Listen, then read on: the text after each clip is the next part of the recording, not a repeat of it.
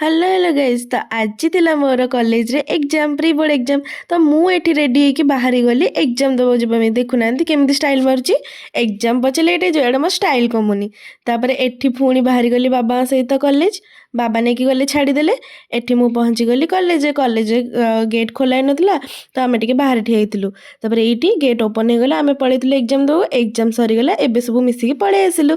तो आसिला परे एठी ए पिला मते केबेटू कहलानी तो ब्लॉग रे तो ब्लॉग रे तो मुझे ये नहीं आसली ये पुणी तो देखुना कौन गोटे ठिया भावुची कि कौन करुच्ची सी जानव क्या देखुना गोटे अनेक ठिया डाकी डाकी डाकी डाकी शुणुनी।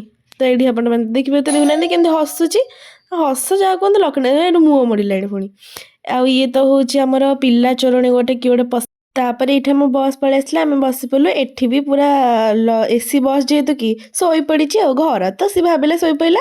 तापर ये स्टिंग पीदेलु। तापर ये आम पलि आसलु घर को आसला ट्यूशन रू आसिकी मु पलैली भाई घर को कल्पना हेले मु वीडियो कर नी। तो आज दिन टाक मुझे सारली।